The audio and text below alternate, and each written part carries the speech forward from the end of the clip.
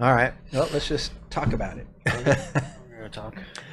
So, normally I share the chart of the stock market, but obviously, the low that we hit back on October 27th was actually during one of our shows, and we've had this just ginormous run up since then. This week, it looks like we're having a good day today, but it's still probably not going to be enough to make it a positive week. And we've had several negative weeks in this run. I've been talking for a while about, just kind of how stretched the market has gotten. We hit a point earlier this week where the RSI got up to 78. Hmm. It was at 81 at some point in the past, but it's pretty rare to get that high. And it kind of shows you, just pricing for perfection. And so sometimes it needs to come back down and settle in a bit. And so this week we were kind of bopping along, and then yesterday we ended up with a 1.2% downturn. Really overnight, it was an amazing thing. We were up almost 0.8%, so we had like a 2% swing in about 20 minutes. And it had to do with one of the Fed governors, Kashkari, who's the Fed governor in Minneapolis, and he was saying, "Hey, I thought maybe we'd do two rate cuts in March at the meeting." He's part of the actual Fed governors that puts in what's called the dot plot, and they guess how many rate cuts they're going to have, for the year. But then he said, now that some of the data has come in, I'm thinking maybe it'll be zero, Hmm. right? Earlier in the week, we had Bostic, who's the Fed chairman in Atlanta. Now, he's just the opposite. He's normally one of the guys that wants to cut rates more or not raise them as much, so he's what they call a dove. And even he said he didn't see more than maybe one rate a cut in the fourth quarter, actually. So again, you got to remember the market started off with the year with an expectation for six rate cuts. Yeah, and it kind of came down to three. Now it's down to three. It's still at three, and the market's having to adjust to this reality that the Fed might not be, lowering rates as soon because they were thinking March originally, right? Hmm. And when we say the market, there's a futures market basically that bets on, where the rates are going to be, coming up, and so it's actually the market has been more accurate over this kind of run up in interest rates than the Fed has been, but not this year Yeah. at all. And I thought the six rate cuts seemed like a lot. We talked about that originally too. And I've mentioned many times beginning in early February that I wouldn't be surprised to see no rate cuts this year at all.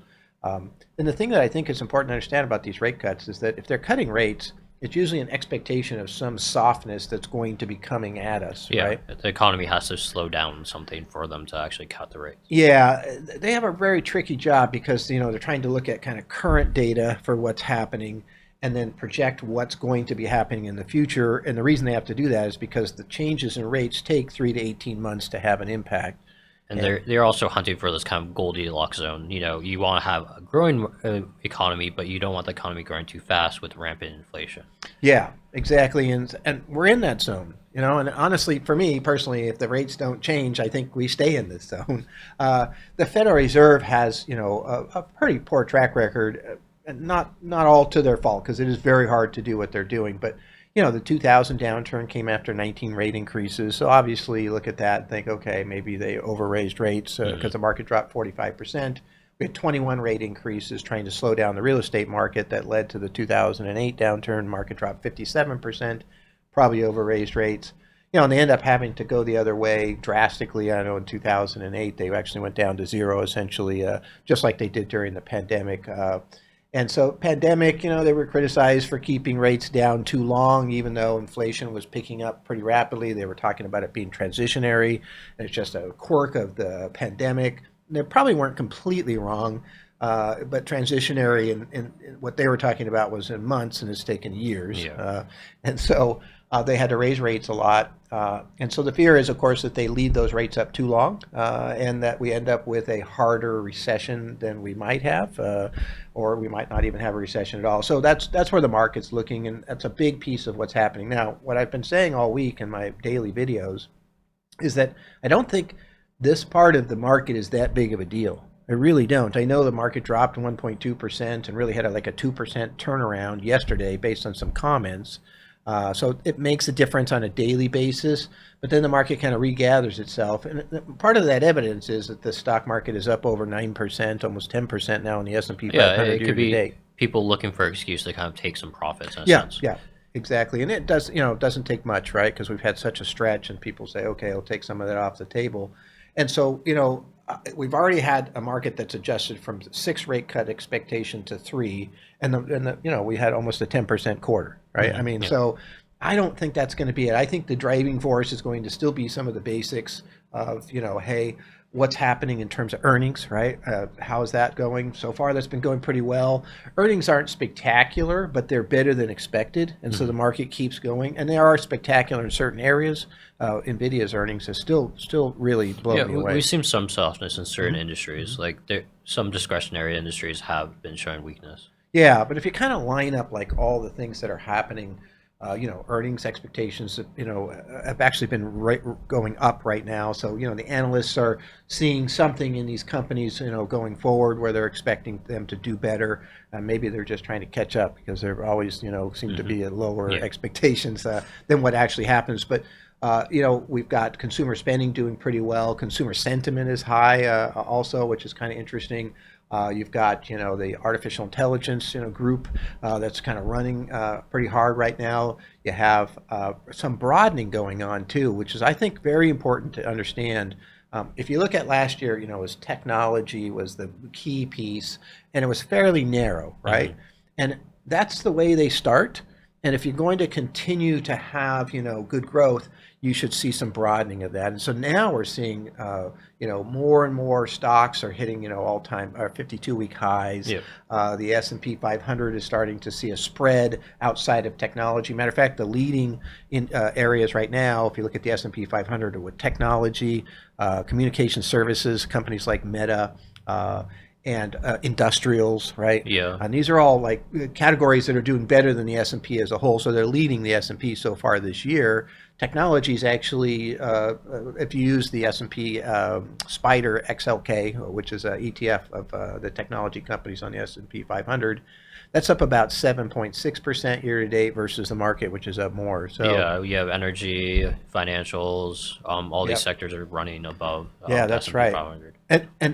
And I think just as a key point here, this is something we've learned over the years, that you have to be really careful of kind of chasing after these things because we're having a pretty good rotation right now. And so maybe you had a lot of technology and you're seeing that kind of underperform a little bit, And what you really want to do, in my opinion, and this has worked really well for us, you want 75% of your portfolio, both 75% of your stock portion and 75% of your bond portion, in broad ETFs, like Vanguard Total Stock Market Index that covers the entire market, for example, or even just the S&P 500 that at least covers a pretty big chunk of the motion of what's happening in the market. And then you take, your other piece if you want to try to outperform the market or guess somewhere things are going to go or play momentum like we do. So the other 25% is for that.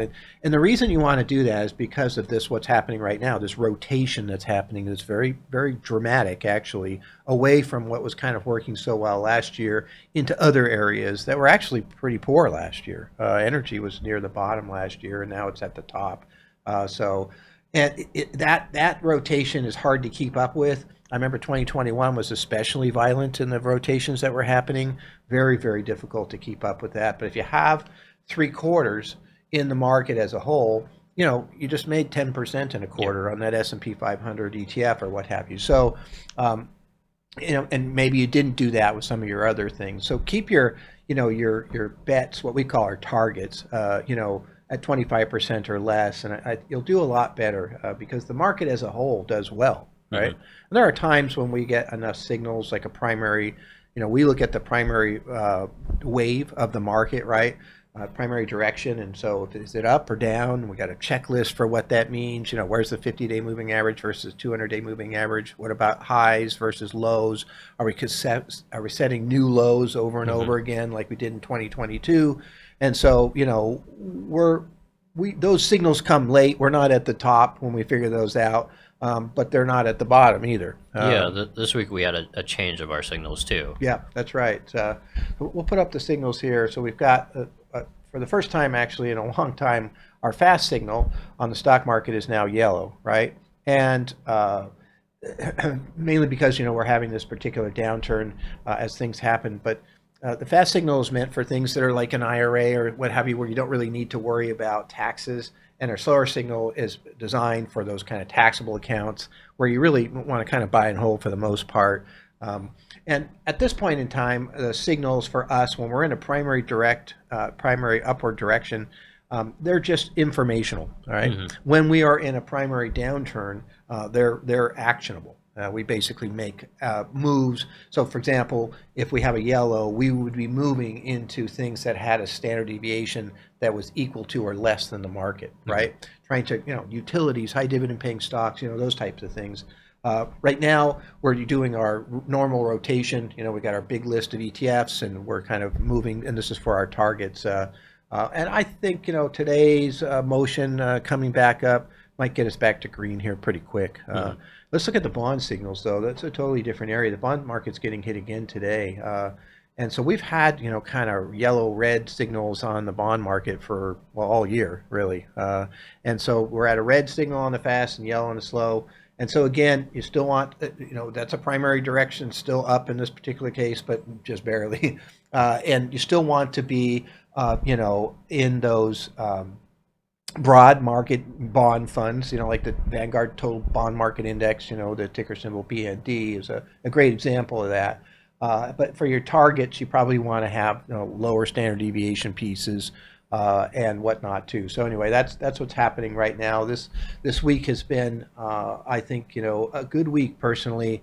I actually, strangely enough, relish the times when a really hot market is taking a break. Hmm. Because the one fear I have, I saw this before, we saw this in the 2000, where it just gets so high and it gets going so fast that all of a sudden the snapback scares people and it Hmm. becomes this momentum thing to the downside.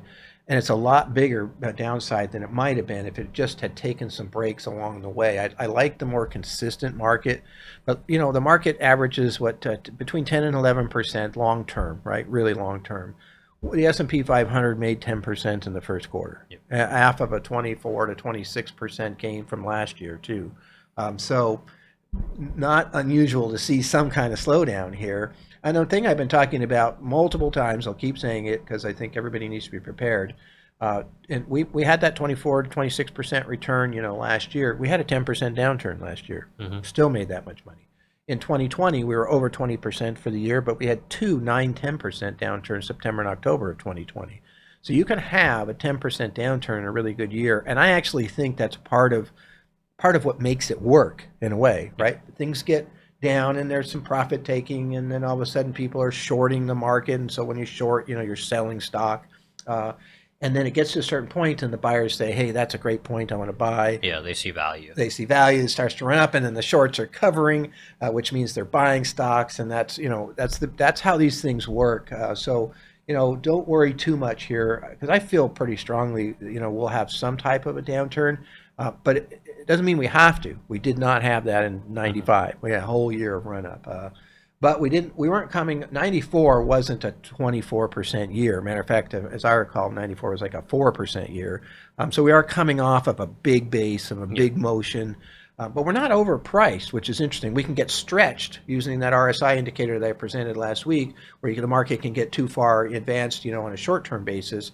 But when we look at the price-earnings ratio, I think it's around 18 right now. That's kind of average, actually. I mean, it got to 45 at the end of the 2000, run-up. Hmm. So I still feel like there's a long ways to go here. There's so many indicators showing more breadth and more momentum. And then when we have this much momentum, here's what's happened in the past. We've ended up with a higher market 12 months from now. So it's very likely we have a higher market 12 months from now, unless we have one of these kind of weird things that happens, right? I mean, there are geopolitical scenarios that can happen out there, that could reverse course for what we're dealing with here. But take those out for the moment, and you just look at what's happening with the market and how it's moving. It's a giant ship. It's really hard for it to stop at this point, especially with this much momentum. So this market should continue to go. And so today's was up about 1%. When Yep. the show started. So that I think that's pretty good. I'm pretty happy with that. So we'll see what happens. Thank you for listening to this week's summary. And again, we'll look at this again next week. But good time to be an investor.